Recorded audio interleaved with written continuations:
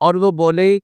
ہمیں تو آگ ہرگز نہ چھوئے بھی مگر گنتی کے چند میں، اے حبیب تم فرما دو کیا تم نے خدا سے کوئی وعدہ لیا ہوا ہے؟ اگر ایسا ہے پھر تو اللہ ہرگز وعدہ خلافی نہیں کرے گا، بلکہ تم اللہ پر وہ بات کہہ رہے ہو جس کا کوئی علم نہیں۔ پیارے بیٹے اسلامی بھائیوں، ہم نے پارہ 1 سورہ بقرہ کی آیت نمبر 80 سننے کے ساتھ تعریف کی ہے۔ اس آیت کریمہ کے اندر بنی اسرائیل کی ایک بیماری کا ذکر ہے، اس کو بیان کیا گیا ہے۔ آیت کریمہ کا پس منظر کچھ اس طرح ہے، آیت کریمہ کا بیک گراؤنڈ کچھ اس طرح ہے کہ بنی اسرائیل کے وہ افراد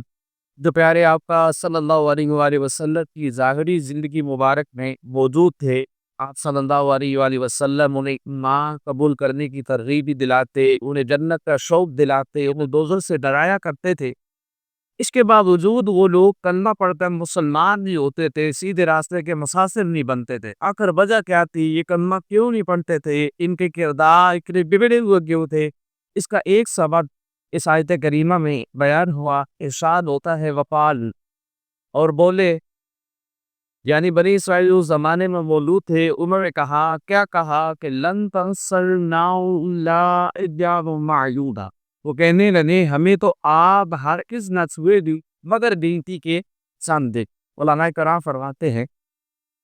کہ بنی اسرائیل کا کہنا تھا کہ ہم چاہے کچھ بھی کر لیں، ہم گناہ کریں، ہم رشوتیں کھائیں، ہم سود لیں اور قرآن شریف کے حکم کو بدل ڈالیں، نبیوں کی گستاخیاں کریں، غرض صاحب کچھ بھی کرنے، دوزخ کی آگ ہمیں چھو بھی نہیں سکتی،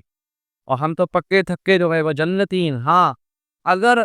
ہم جہنم میں چلے بھی گئے، اگر ہم دوزخ کے اندر چلے بھی گئے تو 2-4 دن کی بات ہے، چند دن کے لیے اب جہنم میں جائیں گے اور پھر ہمیں دوزخ سے نکال کر ہمیشہ کے لیے جنت کے اندر داخل کر دیا جائے گا۔ تو ان کی اس غلط خیال، بلکہ یہ جو ان کے اندر خوش فہمی تھی جنت پہ جانے کی، کہ جنتی ہونے کی جو خوش فہمی تھی، اس کے جواب میں اللہ پاک نے قرآن پاک کے اندر ارشاد فرمایا، قل، فرمایا اے حبیب تم فرما دو، یعنی پیارے محبوب صلی اللہ علیہ وسلم آج ان بنی اسرائیل والوں کو فرما دیجئے، کیا فرمانا ہے، اتخذتم عند اللہ عہدا فلن یخلف اللہ وعدہ، کیا تو نے خدا سے کوئی وعدہ لیا ہوا ہے؟ اگر ایسا ہے پھر تو اللہ ہرگز وعدہ خلافی نہیں کرے گا۔ یعنی کون جنت میں جائے گا، کون جہنم میں جائے گا، یہ تو آخرت کے متعلق ہے، یہ تو اس کے بارے میں اپنی عقل نہیں دوڑانی چاہیے۔ ہاں، اگر تمہارے پاس کوئی ڈاکومنٹس ہیں، تمہارے پاس کوئی دستاویز ہے جس پر اللہ پاک سے تم نے وعدہ لے کر رکھا ہے کہ اللہ پاک تمہیں جنت میں ہی میں دے گا، تو وہ دستاویز ہمیں بھی تو دکھاؤ، وہ ڈاکومنٹس ہمیں بھی تو دکھاؤ۔ اگر ایسا ہے کہ اللہ نے وعدہ کیا ہوا ہے کہ تم جنت میں جاؤ گے، تو اللہ وعدہ خلافی نہیں کرتا، ہرگز نہیں کرتا۔ اور یہ کہیں نہیں لکھا پیارے اسلامی بھائیوں، یہ کہیں بھی نہیں لکھا کہ بنی اسرائیل جو ہے وہ بخشا ہے، نہ اور آج اس کے اندر لکھا ہوا ہے، اور نہ یہ کہیں وعدہ موجود ہے۔ پھر تو کس بنیاد پہ اپنے آپ کو جنتی کہتے ہو؟ کس بنیاد پہ اپنے آپ کو پکے جنتی سمجھتے ہو؟ ام تقولون علی اللہ ما لا تعلمون، بلکہ تم اللہ پر وہ والی بات کہہ رہے ہو اس کو یقین نہیں، یعنی اللہ تعالی نے کوئی تم سے جنت میں جانے کا وعدہ نہیں کیا ہوا۔ تو یہ جو بات کو کہہ رہے ہو کہ ہم جو ہے جہنم میں نہیں جائیں گے، اگر گئے گی تو 2-4 دن کے لیے جائیں گے، تو یہ بات تم صرف اپنے خیال سے، اپنے قیاس سے، یہ اللہ پاک پر تم حکم لگا رہے کہ ہم بخشائے، اور اللہ پاک نے سزا نہیں کے لیے اللہ پاک نے بخش دے رہے ہیں، جی تم محض اپنے خیال سے کہہ رہے ہو، اللہ پاک نے ایسا کوئی وعدہ نہیں کیا ہوا۔ اللہ پاک کے ہاں کا قانون یہ ہے، اللہ پاک کا قانون ہے کہ جو بندہ گناہ کماتا ہے، گناہ چاروں طرف سے اس کو گھیر لیتا ہے، یعنی جو ہے وہ بندہ جا کے کفر میں جا پڑتا ہے، تو اللہ پاک کا قانون یہ ہے کہ وہ ہمیشہ ہمیشہ کے لیے جہنم میں رہے گا۔ اور دوسرا اللہ پاک کا قانون یہ ہے کہ جو بندہ ایمان قبول کر لیتا ہے، نیک اعمال کر لیتا ہے، یہ جنتی ہے اور ہمیشہ ہمیشہ کے لیے جنت میں رہے گا۔ لہذا اے بنی اسرائیل، اس اپنے برے خیال سے باز آ جاؤ، جہنم سے بچنے اور جنت کا حقدار بننے کے لیے کلمہ پڑھ دو، ہمارے پیارے محبوب صلی اللہ علیہ وسلم کا دامن رحمت تھام لو اور نیک کاموں میں مصروف ہو جاؤ، اللہ پاک اپنی رحمت سے تمہیں جنت عطا فرمائے۔ تو پیارے اسلامی بھائیوں، یہ بنی اسرائیل کی ایک باطنی بیماری تھی جس کا نام ہے الامر بالمکر عندہ، یعنی اللہ پاک کی خفیہ تدبیر سے بے خوف ہو جانا، یعنی اللہ آگے ہمارے ساتھ کیا کرے گا، اس ڈر سے، اس خوف سے بے خوف ہو جانا اور یہ ذہن بنا لینا کہ میں تو بخشا بخشایا ہوں، میں کب کا جنتی ہوں، جہنم میں تو نہیں جاؤں گا، بالکل میری پکڑ نہیں ہوگی، بالکل مرتے ہی مجھے جنت مل جائے۔ یہ میرے سامنے بڑی خطرناک مرض ہے، اور یہی مرض جو ہے بنی اسرائیل کو لے ڈوبی۔ غور فرمائیے تو اس مرض کے سبب بنی اسرائیل کس قدر محروم ہوئے۔ یہ اگر کلمہ پڑھ لیتے تو جنت کے حقدار ہو جائے، یہ اگر کلمہ پڑھ لیتے تو پیارے آقا صلی اللہ علیہ وآلہ وسلم کے صحابی ہونے کا شرف پا لیتے، اور قیامت تک آنے والوں کی یہ امام بن جاتے۔ اللہ پاک یہاں بڑا مقام ان کو ملتا، مگر یہ کیا کیا انہوں نے، یہ کوپر پر اڑے رہے، گناہوں پر ڈٹے رہے، ان کے اندر جو حق اور سچ ثبوت کرنے کی صلاحیت تھی وہ ختم ہو گئی، تو ان کے کردار بگڑ گئے، رشوت، سود بوئی، کبیرہ گناہ، بہت سارے گناہوں میں یہ ملوث رہے۔ اور اس کی وجہ کیا تھی، یہ کہتے تھے کہ ہمیں آج جو ہے وہ اذن نہیں چھوئے، اللہ پاک ہمیں بخش دے گا، ہم جہنم میں نہیں جائیں گے، اگر چلے بھی گئے، بالفرض اگر چلے بھی گئے 2-4 دن کی بات ہے، تو ہم جو ہے جہنم سے نکال کر جنت میں داخل کر دیے جائیں گے۔ پیارے اسلامی بھائی، ان کا مسئلہ یہ تھا کہ خود گناہ گار ہو کر بھی اپنے آپ کو نیک سمجھتے تھے، بیکار ہو کر بھی خود کو اللہ پاک کا پیارا سمجھتے تھے۔ ان کا یہ ذہن بنا ہوا تھا کہ ہم نے تو جنت جہنم میں جانے ہی نہیں ہے، اگر چلے بھی گئے تو 2-4 دن کی بات ہے۔ تو ان کی یہ جو بے خوفی تھی، جس کے سبب وہ گناہوں پر اور زیادہ دلیر ہو گئے اور راہ حق سے معروم ہو گئے، سیدھی راہ جو تھے اس سے وہ بھٹک کر گئے۔ تو اس سے پتہ چلا کہ الامن من مکر اللہ، یعنی اللہ پاک کی خفیہ تدبیر سے بے خوف ہو جانا ساری برائیوں کی جڑ ہے۔ جب بندہ بے خوف ہوتا ہے تو گناہوں پر دلیر ہو جاتا ہے، جب بندہ بے خوف ہوتا ہے تو نیکیوں سے دور ہٹ جاتا ہے، جب بندہ بے خوف ہوتا ہے تو اس کا کردار بگڑ جاتا ہے، جب بندہ بے خوف ہو جاتا ہے تو نیکیوں سے دور رکھتا جاتا ہے، دوسروں کو بھی تکلیفیں پہنچاتا رہتا ہے، جو اللہ تعالیٰ سے نہیں ڈرتا وہ ظلم اور زیادتی پر دلیر ہو جاتا ہے۔ احیاء العلوم میں ہے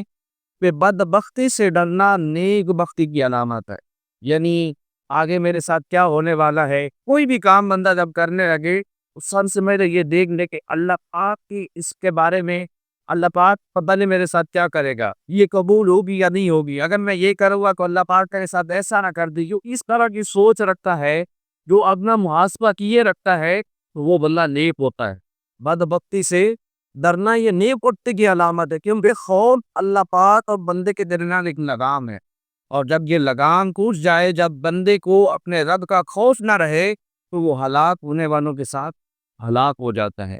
تو میرے اسلامی بھائیو، یاد رکھیے کہ اللہ کی کسی تدبیر سے بے خوفی یعنی اپنے موجودہ حالت پر قائم رہنا، مطمئن ہو جانا، یعنی وہ نیک ہے تو وہ سمجھتا ہے کہ میں نیک ہی رہوں گا، یہ بھی بے خوفی ہے۔ صحیح ہے، کچھ صحت مند ہے، وہ سمجھتا ہے کہ ہمیشہ صحت مند رہوں گا، بیمار نہیں ہوں گا، تو یہ بھی اپنی موجودہ حالت پر مطمئن ہونا ہے۔ تو پیارے صاحب بھائی، اس طرح کی سوچ رکھنا، اپنے موجودہ حالت کو پر مطمئن ہو جانا، یہ بڑی نقصان دہ۔ صحابی رسول حضرت عمار بن یاسر رضی اللہ تعالیٰ عنہ فرماتے ہیں، اللہ پاک کی رحمت سے مایوس ہو جانا، اللہ پاک کی مدد سے نا امید ہو جانا، اور اپنے آپ کو اللہ پاک کی خفیہ تدبیر سے محفوظ سمجھ لینا، یہ کبیرہ گناہ ہونے سے بہت بڑے گناہ۔ پیارے اسلامی بھائیو، افسوس کہ یہ بے خوفی ہمارے معاشرے میں بڑی چلی جا رہی ہے۔ کتنی مرتبہ ایسے جو ہے جملے سننے کو ملتے ہیں، چھوڑو جی، اللہ پاک کو بڑا مہربان ہے، اس نے بخش دینا ہے، وہ صلاح دے کہ کیا کرے گا۔ بعض لوگوں کا ذہن بنا ہوتا ہے اللہ پاک کو ماں سے بھی زیادہ تو ہے بڑھ کر پیار کرتا ہے، ماں تو اپنے بچے کو آگ میں جاتا نہیں دیکھ سکتی، اللہ پاک ہمیں جہنم میں کیوں پھینکے گا۔ تو پیارے اسلامی بھائیو، اگر کوئی اس طرح کی سوچ رکھتا ہے تو شیطان کا اسی اوپر بہت بڑا بار ہے۔ کیوں؟ پیارے اسلامی بھائیو، سچ ہے،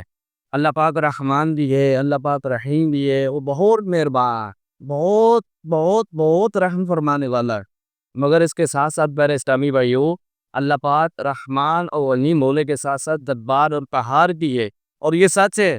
کہ ماں اپنے بیٹے سے اتنا پیار نہیں کرتی جتنا رب اپنے بندے سے پیار کرتا، مگر یہ بھی یاد رکھیے کہ ماں جو ہے وہ اولاد کی محبت میں مجبور ہوتی ہے، ماں اولاد کی محبت میں مجبور ہوتی ہے، لیکن اللہ بے نیاز ہے، اللہ بے پرواہ ہے، اور جس سے چاہے بخش دے اور جس کو چاہے وہ سزا دے۔ تو یہ اس رب کریم کی رضا پر ہے، لہٰذا ہمیں چاہیے کہ اپنے مالک کریم کی رحمت سے امید بھی لگائیں، ساتھ ساتھ اس کی پکڑ سے ہر وقت ڈرتے رہا کریں۔ یہ کبھی ذہن مت بنائے میں تو بخشا بخشایا ہوں، میں تو جہنم بھی جاؤں گا، یہ اللہ پاک مجھے بخش دے گا، بے شک وہ بخش دے گا، اپنے فضل سے بخش دے گا۔ لیکن یہ سمجھ گئے کہ اللہ پاک مجھے بخش دے گا، گناہوں پر دلیر اور جانا پڑا اسلامی بھائیو، یہ بہت بڑی بے وقوفی۔ اللہ پاک قرآن پاک کے اندر ارشاد فرماتا ہے نبی عبادی انی انا الغفور الرحیم وان عذابی هو العذاب العلیم، فرمایا میرے بندوں کو خبر تو، بے شک میں ہی بخشنے والا مہربان اور بے شک میں ہی دردناک عذاب دینے والا۔ پیارے اسلامی بھائیو، حضرت وہاب منبہ رحمۃ اللہ تعالی علیہ فرماتے ہیں بنی اسرائیل کے اندر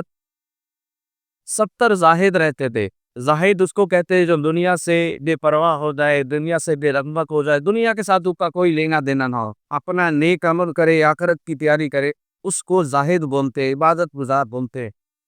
تو حضرت وہاب منبہ رحمۃ اللہ تعالی علیہ فرماتے ہیں اے بنی اسرائیل کے اندر 70 زاہد رہتے تھے، 70 بندے ایسے تھے جو دنیا سے بے رغبت تھے، کوئی لینا دینا نہیں تھا، اپنی نیکی کرتے، اپنے نیک اعمال میں مصروف رہتے تھے۔ تو اس وقت کے جو نبی تھے، آپ کو پتہ ہے کہ بنی اسرائیل کے اندر تقریباً 4000 نبی یوں تشریف لائے۔ اس وقت کے جو نبی تھے، اللہ پاک نے ان کو طرف وحی فرمائی کہ یہ جو 70 زاہد ہے، 70 عبادت گزار ہیں، یہ جب دنیا سے جائیں مینا کو پاسے اوپر نکلے۔ ان نبی علیہ السلام نے بڑی حیرانی سے پوچھا یا اللہ کا اس کی وجہ کیا ہے؟ یہ تو بڑے نیک ہے، دنیا کے ساتھ کوئی لینا دینا، بڑے بے رغبت ہے، دنیا سے نیکیوں پر نیکیاں کرتے رہتے ہیں، گناہوں سے ڈرتے رہتے، پھر ان کا انجام ہے سب میں ہے۔ تو میرے اسلامی بھائی، اللہ پاک نے فرمایا ان کا انجام اس لیے ایسا ہے کہ یہ اپنی انجام سے بے خبر ہو گئے، بے فکر ہو گئے، یعنی یہ سمجھ بیٹھتے ہیں کہ جس طرح آج ہم نیکیاں کر رہے ہیں ہمیشہ ایسے لے کے کرتے رہیں، یہ اپنے انجام سے بے فکر ہو گئے۔ اللہ اکبر ہے، اسقال رسول بہت فرمائیے نیک لوگ ہیں، دنیا سے بے رغبتی رکھنے والے، ان کے زمانے میں ان کے جیسا کوئی عبادت کرنے والا نہیں ہے، مگر افسوس ان کا انجام ایسا کیوں ہوا، ان کا انجام بھیالک کیوں ہوا؟ اس لیے کہ وہ بے فکر ہو گئے تھے، یہ اپنے انجام کے معاملے میں مطمئن ہو گئے تھے، ان کے دلوں میں یہ احساس آ گیا تھا کہ جس طرح ہم اس حالت پہ موجود ہیں ہمیشہ اسی حالت پہ موجود رہیں۔ بس ان کا یہ اطمینان، ان کی یہ بے فکری، اللہ پاک کی خفیہ تدبیر سے یہ جو بے خوفی تھی، اور اس کے سبب وہ سب کے سب حالات ہو گئے۔ پیارے اسلامی بھائیو، یہ بات ہمیشہ اپنا ذہن میں رکھیے کہ اللہ پاک بہت بے نیاز، اللہ پاک بے پرواہ ہے، وہ چاہے تو کسی مسلمان کو بظاہر چھوٹے سے عمل پر اپنے فضل کے سبب جو ہے معاف فرما دے، اس کو بخش دے، اور اگر چاہے تو بڑی بڑی نیکیوں کے باوجود ایک چھوٹے سے گناہ پر وہ پکڑ فرمائے اور ہمیشہ کے لیے جہنم کے اندر ڈال دے۔ قرآن پاک کے اندر اللہ پاک ارشاد فرماتا ہے فَيَغْفِرُ لِمَن يَشَاءُ وَيُعَذِّبُ مَن يَشَاءُ، تو جس سے چاہے گا بخش دے گا اور جسے چاہے گا سزا دے گا۔ پیارے اسلامی بھائیو، اللہ پاک کی خفیہ تدبیر سے ہمیں ڈرتے رہنا چاہیے۔ ہمارے ہاں گناہوں کی تقسیم کاری بھی کی جاتی، صحیح ہے، ایک گناہ صغیرہ ہوتا ہے یعنی چھوٹا گناہ، اور دوسرا گناہ کبیرہ ہوتا ہے یعنی بڑا گناہ۔ پھر اسلامی والی یہ تقسیم جو ہے یہ شریعت نے کی ہے، اور یہ تقسیم شرعی سزاؤں اور توبہ کے اصولوں کے لحاظ سے ہے۔ مگر ہمارے ہاں ہوتا کیا ہے، لوگوں کا یہ ذہن بنا ہوتا ہے یہ گناہ کر لیا تو اس میں کیا حرج ہے، یہ تو چھوٹا گناہ ہے۔ معاذ اللہ، یہ لوگ چھوٹے گناہ کو گویا گناہ سمجھ ہی نہیں رہے ہوتے۔ یاد رکھیے کہ چنگاری چاہے چھوٹی ہو یا بڑی ہو، آگ دونوں ہی لگا دیتی، ٹھیک ہے، چھوٹی چنگاری بھی آگ لگاتی ہے، بڑی چنگاری بھی آگ لگاتی، اس لیے اس چکر میں نہ پڑے کہ یہ چھوٹا گناہ ہے یا بڑا گناہ، بس دو بھی گناہ ہے، وہ اللہ پاک کی نافرمانی ہے۔ اللہ پاک کی ہر نافرمانی اللہ پاک کو ناراضگی کا سبب بن سکتی ہے۔ خلیفہ اعلیٰ حضرت محمد شریف محدث کوٹوی بھی رحمۃ اللہ تعالیٰ علیہ لکھتے ہیں اللہ پاک نے تین چیزوں میں پوشیدہ رکھا ہے، تین چیزوں کے اندر چھپا کے رکھا ہے۔ کیا؟ سب سے پہلی اپنی رضا کو اپنی اطاعت میں چھپا کے رکھا ہے، اور اپنی ناراضگی کو اپنی نافرمانی میں چھپا کے رکھا ہے، اور نمبر تین اپنے اولیاء کو، اپنے ولیوں کو اپنے بندوں کے اندر چھپا کے رکھا ہے۔ یہ قول لکھنے کے بعد فقیہ اعظم رحمۃ اللہ تعالیٰ علیہ فرماتے ہیں لہذا ہر اطاعت اور ہر نیکی کو عمل میں لانا چاہیے، جو اللہ پاک نے ہمیں حکم فرمایا ہمیں اس پر عمل کرنا چاہیے، کہ معلوم نہیں کوئی نیکی کسی نیکی پر وہ راضی ہو جائے، اور ہر برائی سے ہمیں بچنا چاہیے کیونکہ معلوم نہیں کس برائی پر وہ ہم سے ناراض ہو جائے، وہ برائی کیسی ہی چھوٹی ہو، یہ اللہ پاک بے پرواہ ہے، بے نیاز ہے، وہ چھوٹا سا गुनाह दे के पकड़ फरमा ले या छोटी सी नेकी दे के वो रहमत फरमाए और मुआफ फरमा दे। तो मसलन बिना इजाज़त किसी के तिनके का खिलार करना ज़ाहिर एक मामूली सी बात है, यानी किसी से तिनका लेकर दांतों के अंदर खिलाल करना, दांत साफ करना, ये मामूली सी बात है, कोई इतनी बड़ी बात नहीं। मगर मुमकिन है कि इस बुराई में अल्लाह पाक की नाराज़गी छुपी हो, अल्लाह पाक नाराज़ हो जाए, इसी पे अल्लाह पाक पकड़ फरमा ले। ऐसी छोटी-छोटी बातों से भी बचना चाहिए। हदीस पाक के अंदर है, एक औरत तो सिर्फ़ इसलिए बख्श दिया गया, उसने एक प्यासे कुत्ते को पानी पिलाया था। और एक और हदीस पाक के अंदर है, सरकार दो आलम नूरे मुजस्सम सल्लल्लाहु ताला अलैहि वसल्लम ने फरमाया, एक शख्स ने रास्ते में एक दरख्त को इसलिए हटा दिया ताकि लोगों को इससे तकलीफ ना हो, अल्लाह पाक ने राजी होकर उसकी मग़फ़िरत फरमाया। तो गर्स अल्लाह पाक की रहमत के वाक़यात जमा अगर करने जाए तो ये इतने हैं कि हम जमा कर नहीं सकते। तो सैयदी आला हज़रत रहमतुल्लाहि ताला अलैह लिखते हैं कि ए गुनाहगारों, खुशखबरी है, ए शाहे अबरार सल्लल्लाहु अलैहि वसल्लम शफ़ाअत फरमाने वाले हैं, और ए मुजरिमों, मुबारक हो तुम्हें कि अल्लाह पाक बहुत बख्शने वाला। इस तरह अल्लाह पाक के अज़ाब और उसकी पकड़ की बात की जाए तो इस ताल्लुक से भी बेशुमार वाक़यात जो है वो किताबों में मिलते हैं। बख्शिश के वाक़यात ढूँढने वो भी बहुत हैं, और अगर पकड़ के और जो है अल्लाह पाक ने जिनको निशान इबरत बनाया उनके वाक़यात अगर ढूँढ निकले तो वो भी बहुत सारे वाक़यात मिलते हैं। ताबई बुज़ुर्ग हज़रत अमर बिन शुरजील रहमतुल्लाहि तआला अलैह फरमाते हैं, एक शख्स एक ऐसा शख्स इंतकाल कर गया जिसको लोग मुत्तकी समझते थे, जिसको लोग नेक समझते थे। जब उसे दफन कर दिया गया तो उसकी कब्र में अज़ाब के जब फरिश्ते आ पहुँचे और कहने लगे, हम तुझको अल्लाह पाक के अज़ाब के 100 कोड़े मारेंगे। उसने खौफ़ज़दा होकर कहा, मुझे क्यों मारोगे? मैं तो बड़ा परहेज़गार आदमी था, मेरे को अल्लाह पाक से डरने वाला था, बड़ा लोग मुझे ले ही समझते थे। तो फरिश्ते बोले, अच्छा चलो 50 कोड़े मारेंगे। मगर वो बराबर जो है बहस कर रहा था, हत्ता कि फरिश्ते एक कोड़े पर आकर रुक गए। उन्होंने बोला एक तो मारेंगे, और एक मार भी दिया उसको, तो जिससे तमाम कब्र में आग भड़क उठी और वो शख्स जलकर राख हो गया। यानी फरिश्तों ने एक कोड़ा मारा, 100 कोड़े मारने का पहले कहा, तो वो बहस करता रहा, एक कोड़ा मारा, उस एक कोड़े की वजह से पूरी कब्र के अंदर आग भड़क उठी और वो शख्स जलकर राख हो गया। अब उस शख्स को दोबारा पहली हालत पर लाया गया तो दर्द से तड़पते और रोते हुए फरियाद की कि आपने मुझे ये क्यों मारा गया? तो फरिश्तों ने कहा, एक रोज तूने बेवुजू नमाज पढ़ ली थी, अल्लाह अकबर, और एक रोज एक मजलूम तेरे पास फरियाद लेकर आया था, लेकिन तूने फरियाद रस्सी नहीं की थी, तेरे पास सवाली आया था, तूने उसकी आदत पूरी नहीं की थी। तो प्यारे इस्लामी भाइयों, देखा आपने, अल्लाह पाक नाराज हुआ को उसने नेक और परहेजगार शख्स की गिरफ्त फरमा ली और वो अजाब कब्र में गिर गया। तो अल्लाह पाक हमारे हाल जार पर रहम फरमाए और हमारी पे हिसाब बख्शिश व मग़फ़िरत फरमाए। आमीन बिजाए पाक नबीन सल्लल्लाहु ताला अलैहि व आलिहि वसल्लम। इसी तरह एक और शख्स ने अपनी तराजू को मिट्टी वगैरह से साफ नहीं करता था, मतलब गंदम वगैरह जिससे मापते हैं ना, उस जो आला होता है उसके अंदर मिट्टी लगी हुई थी, वो साफ नहीं करता था, और उसी के अंदर लोगों को वो चीजें माप कर दे दिया करता था।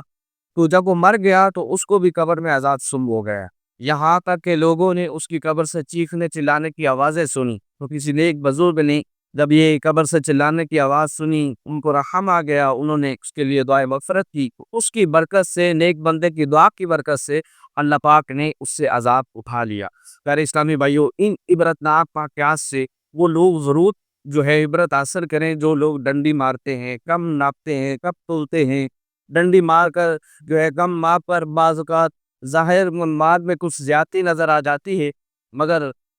ऐसी आमदनी किस काम की है? बसा औकात दुनिया में भी उस किस्म का माल जो है वो बात बन जाता है। हो सकता है इधर उसने डंडी मार के माल कमाया, इधर उसने है कम नाप कर जो ज़्यादा नफ़ा कमा लिया, उधर वो डॉक्टरों की फीसों में लग गया, बीमारियों की दवाइयों में लग गया, जेब कतरा ने उसकी जेब काट ली, चोरों या रिश्वतखोरों के हाथ में ये माल चला जाए, तो ये माल किस काम का है? तो फिर माज़अल्लाह आखिरत का जो अज़ाब है वो तो है ही है।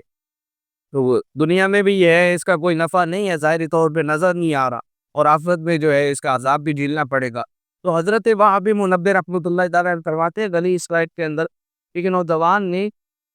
हर किस्म के गुनाहों से तौबा की, फिर 70 साल तक वो जो है मुसलसल इबादत करता रहा, दिन को रोज़ा रखता, रात को जागता, उसके तकवा का ये आलम था یعنی اللہ پاک سے کتنا وہ ڈرتا تھا کہ کسی سائے والے درخت کے نیچے آرام بھی نہیں کرتا تھا، اور نہ ہی کوئی اچھا کھانا کھاتا تھا۔ جب اس کا انتقال ہوا تو اس کے بعد دوستوں نے اسے خواب میں دیکھا، پوچھا ما فعل اللہ بک، تیرے سب کیا معاملہ ہوا؟ اس نے بتایا کہ اللہ پاک نے میرا حساب لیا، پھر سب گناہوں کو بخش دیا، مگر ایک دن کا جسے میں نے اس کے مالک کی مرضی کے بغیر لیا تھا، اس سے دانتوں میں خلال کیا تھا، وہ دن کا اس کے مالک سے معاف کروانا رہ گیا تھا۔ افسوس اسی کے سبب ابھی تک میں جنت میں جانے سے رکا ہوا۔ اللہ اکبر! دیکھیں پیارے اسلامی بھائیو، اتنا نیک بندہ 70 سال مسلسل عبادت کی، 70 سال جو ہے تقریباً دل کو روزے رکھے، رات کو جو ہے قیام کیا، نمازیں پڑھی، اور اللہ پاک سے ڈرنے کا یہ تقوی کا یہ عالم تھا، اللہ پاک سے ڈرنے کا یہ عالم تھا کہ سائے دار درخت کے نیچے نہیں بیٹھتا تھا، کوئی اچھا کھانا نہیں کھاتا تھا، پھر بھی اللہ پاک نے کیسی پکڑ فرمائی؟ ایک دن کا اس کے مالک کی اجازت کے بغیر لیا اور دانتوں میں خلال کر لیا، اور مالک سے معاف نہیں کروایا، اس کو بتایا نہیں کہ تمہارا میں نے تنکا اٹھایا، تو اللہ پاک نے اس کے سبب اس کو جنت میں جانے سے روک لیے۔ میرے اسلامی بھائیو، سوچنا چاہیے، غور فرمائیے کہ یہ کیسے عبرتناک واقعات ہیں، ان میں ہمارے لیے درس ہے۔ ہم یہ ذہن ہرگز نہیں بنا سکتے کہ میں چونکہ فلاں بھی فلاں ہوں، فلاں کا بیٹا ہوں، لہذا بخشا جاؤں گا، میں چونکہ بہت ہی جو ہے علم دین کی مجلس میں بیٹھتا ہوں تو میں بخشا جاؤں گا۔ کوئی ضرورت نہیں ہے مجھے اور کچھ کام کرنے کی، میں چونکہ تہجد بھی پڑھتا ہوں لہذا جنت اپنی ہے، صحیح ہے، میں چونکہ نفل روزے بھی رکھتا ہوں جنت اپنی ہے، نفل نماز بھی پڑھتا ہوں لہذا میں بچ جاؤں گا۔ پیارے اسلامی بھائیو، اس طرح کا جو بھی آپ کے ذہن کے اندر خیال آتے ہیں وہ سارے کے سارے نکال کر بات دیکھیے، اللہ پاک بے نیاز ہے، وہ چاہے تو کسی چھوٹے سے گناہ پر پکڑ فرما رہے، اور اگر چاہے تو وہ چھوٹی سی نیکی پر اللہ پاک بخش دے اپنے فضل کے سبب، تو اس کی رحمت سے امید بھی لگائے رکھیں، ساتھ ہی ساتھ اس کی پکڑ کے خوف سے جو ہے ڈرتے رہیں، اور اسی طرح زندگی گزارنی چاہیے۔ قرآن پاک کے اندر اللہ پاک ارشاد فرماتا ہے، ترجمہ کر دو عرفان، تو اللہ کی خفیہ تدبیر سے صرف تباہ ہونے والے لوگ ہی بے خوف ہوتے ہیں۔ تفسیر روح المعانی میں ہے، جب ابلیس لعین یعنی شیطان مردود جب ہوا، یعنی حضرت آدم علیہ السلام کو سجدہ نہ کرنے کے جرم میں اسے بارگاہ الہی سے جب دھتکارا گیا، تو یہ دیکھ کر حضرت جبرائیل اور حضرت میکائیل علیہ السلام رونے لگے۔ اللہ پاک نے فرمایا، تمہیں کس چیز نے رلایا؟ تو عرض کیا، یا رب ہم تیری خفیہ تدبیر سے بے خوف نہیں ہیں، ارشاد ہوا ایسے ہی رہو اور میرے خفیہ تدبیر سے کبھی بے خوف مت ہو، کبھی مت اپنی جو حالت ہے اس پہ کبھی مطمئن نہیں ہونا کہ ہم نیک ہیں تو نیک رہیں گے، صحت مند ہیں تو صحت مند رہیں گے، کبھی ہم بیمار نہیں ہوں گے، اگر آج ہمارے پاس دولت ہے تو ایسے دولت مند رہیں گے، یہ کبھی اپنی حالت پر مطمئن نہیں ہونا چاہیے۔ پیارے اسلامی بھائیو، احیاء العلوم میں ہے کہ اللہ پاک کے خلیل حضرت ابراہیم علیہ السلام جب نماز کے لیے کھڑے ہوتے تو خوف خدا کے سبب اس قدر روتے کہ 1 میل یعنی تقریباً 1.5 کلومیٹر کے فاصلے تک آپ کے سینے میں ہونے والی گڑگڑاہٹ کی آواز سنائی دیتی۔ اللہ اکبر! اللہ پاک کے نبی حضرت یحییٰ علیہ السلام بہت خوف والے تھے، جب آپ نماز کے لیے کھڑے ہوتے تو اس قدر روتے کہ درخت اور مٹی کے ڈھیلے بھی آپ کے ساتھ رونے لگتے تھے، اور حضرت یحییٰ علیہ السلام خوف خدا سے مسلسل روتے رہا کرتے، یہاں تک کہ مسلسل پھیلنے والے آنسوؤں کے سبب آپ کی جو رخسار ہے، آپ کے جو گال ہیں اس پر زخم ہو گئے۔ یہ اللہ پاک کے نبیوں کا یہ عالم ہے، ان کے تقوی کا یہ عالم ہے، جو کہ بخشے بخشائے ہیں، جو کہ معصوم ہے، تو ہم کس کھاتے میں آتے ہیں؟ پیارے اسلامی بھائیوں، اللہ پاک کے معصوم فرشتے، معصوم انبیاء کرام علیہ السلام جن سے گناہ ہوتے ہی نہیں ہے، گناہ ہونا ہی ناممکن ہے ان کے لیے، جب بھی وہ خوف خدا سے یوں تھر تھر کانپتے تھے، تو ہم کس بنیاد پر بے خوف ہو جاتے ہیں؟ ہم کس بنیاد پر کہتے ہیں کہ ہم بخشے ہوئے ہیں؟ ہم کس بنیاد پر کہتے ہیں کہ ہم سیدھے جنت میں جائیں گے، مرتے ہی جنت میں پہنچ جائیں گے؟ اور اگر جہنم میں جانا بھی ہوا، 2-4 دن کی جو ہے وہ گنتی ہے، 2-4 دن میں جو ہے ہمیں نکال کے جنت میں بھیج دیا۔ یہی بنی اسرائیل والوں نے بے وقوفی کی تھی۔ آج کا تو پورا موضوع اسی پہ تو ہے، انہوں نے یہی بے وقوفی کی تھی، بولتے تھے کہ ہم جو ہے اللہ پاک ہمیں بخش دے گا، اور اگر ہم جو ہے جہنم کے اندر چلے گئے 2-4 دن کی بات، 2-4 دن کے بعد اللہ پاک ہمیں جہنم سے نکال کر جنت میں بھیج دے گا اور ہمیشہ جنت میں رہیں گے۔ تو اللہ پاک نے پورا اس کا جواب جو ہے وہ ارشاد فرمایا جو ہم نے سنا اس کے اندر۔ تو پیارے اسلامی بھائی، ہمیشہ ڈرنا چاہیے، اچھا بندہ وہی ہے، کامیاب بندہ وہی ہے تو اللہ پاک کو خفیہ تدبیر سے ڈرتا رہتا ہے، اپنی حالت پر مطمئن نہیں ہوتا، اور اللہ پاک کی رحمت سے امید بھی لگائے رکھتا ہے، اور اس کی پکڑ سے ڈرتا بھی، بیچ والا راستہ نکال کر اللہ پاک کی عبادت کرتا رہتا ہے، تو وہ بندہ کامیاب ہے۔ پیارے اسلامی بھائیوں، ہر جمعے کو ایک مسئلہ بیان کیا جاتا ہے۔ آج کا جو مسئلہ ہے بہت ہی اہم ترین مسئلہ ہے، توجہ کے ساتھ سماعت فرمائیے گا۔ عموماً لوگوں کو یہ مسئلہ معلوم تو ہوتا ہے کہ قرآن مجید کو بغیر وضو کے ہاتھ نہیں لگانا چاہیے، بغیر وضو کے چھونا نہیں چاہیے۔ بالکل ایسا ہی ہے، قرآن پاک کو بغیر وضو چھونا، بغیر وضو ہاتھ لگانا یہ ناجائز اور حرام ہے۔ اچھا، اگلی بات یہ ہے کہ ہمارے ہاں دیواروں پر لگانے والے کچھ فریم ایسے آتے ہیں جن پر لوح قرآنی لکھی ہوتی ہے، قرآن شریف لکھے ہوتے ہیں، قرآنی آیات لکھی ہوتی ہیں، یوں ہی اخباروں وغیرہ پر آیات قرآنیاں یا ان کے ترجمے وغیرہ لکھے ہوتے ہیں۔ مختلف شو پیس آتے ہیں، بازار سے ملتے ہیں، ان پر جو ہے آیات مبارکہ لکھی ہوتی ہیں، تو ان کو چھونے اور پکڑنے میں لوگ جو ہے باوضو ہونے کا خیال نہیں کرتے۔ یعنی یہ تو پتہ ہے کہ قرآن کو بغیر وضو ہاتھ نہیں لگانا، لیکن اس طرح کی جو چیزیں ہوتی ہیں، شو پیس وغیرہ دیواروں پہ لگنے والے، وہ آیات مبارک لکھی ہوتی ہیں، تو ان کو چھونے سے پہلے کس بات کا خیال نہیں کرتے۔ تو پیارے اسلامی بھائیو، یاد رکھ لیجئے کہ قرآنی آیت یا آیت کا ترجمہ جہاں کہیں بھی لکھا ہو، اس کو بے وضو حالت میں، بلا حائل یعنی ڈائریکٹ بغیر کسی کپڑے وغیرہ کے اس کو چھونا، اس کو ہاتھ لگانا، یہ ناجائز اور حرام ہے۔ چاہے وہ قرآن پاک ہو، قرآن پاک کا ترجمہ ہو، چاہے وہ دیوار پہ لگی ہوئی کوئی ایک شو پیس ہو جس پر آیت مبارکہ لکھی ہو، لوح قرآنی لکھا ہو، چاہے قرآن شریف لکھی ہو، کوئی بھی اس طرح کا ہے، چاہے اس کا ترجمہ لکھا ہو، تو اس کو بلا حائل چھونا، ڈائریکٹ اس کو ہاتھ لگانا یہ ناجائز اور حرام ہے۔ لہذا کتاب، کاپی، اخبار، سادہ ورق، فریم وغیرہ کہیں بھی آیت لکھی ہو، اس سے بے وضو چھونے سے بچنا چاہیے۔ اللہ پاک ہمیں درست اسلامی احکام سیکھنے اور ان پر عمل کرتے رہنے کی توفیق عطا فرمائے، آمین بجائے خاتم النبیین صلی اللہ تعالی علیہ وآلہ وسلم۔ پیارے میٹھے اسلامی بھائی، الحمدللہ عصر کی نماز کے بعد یہاں اسی مسجد میں تعویذات عطاریہ کا بسپا بھی لگتا ہے، جس میں تقریباً ہر مسئلے کا حل جو ہے اللہ پاک کی پاک کلام قرآن پاک سے جو ہے وہ بتایا جاتا ہے، اللہ پاک کی پاک ناموں سے وہ بتایا جاتا ہے۔ تو جس پیارے اسلامی بھائی کو کوئی بھی مسئلہ ہو، وہ عصر تا مغرب تعویذات عطاریہ لے سکتا ہے، دم وغیرہ کروانا تو دم وغیرہ بھی کروا سکتا ہے۔ اور 3 بجے بچوں کا مدرسہ المدینہ لگتا ہے، جس میں بچوں کو الحمدللہ قرآن پاک کی تعلیم بھی دی جاتی ہے، ساتھ ہی ساتھ جو ہے ضروری مسائل جو کلمے یاد کروائے جاتے ہیں، دعائیں یاد کروائی جاتی ہیں۔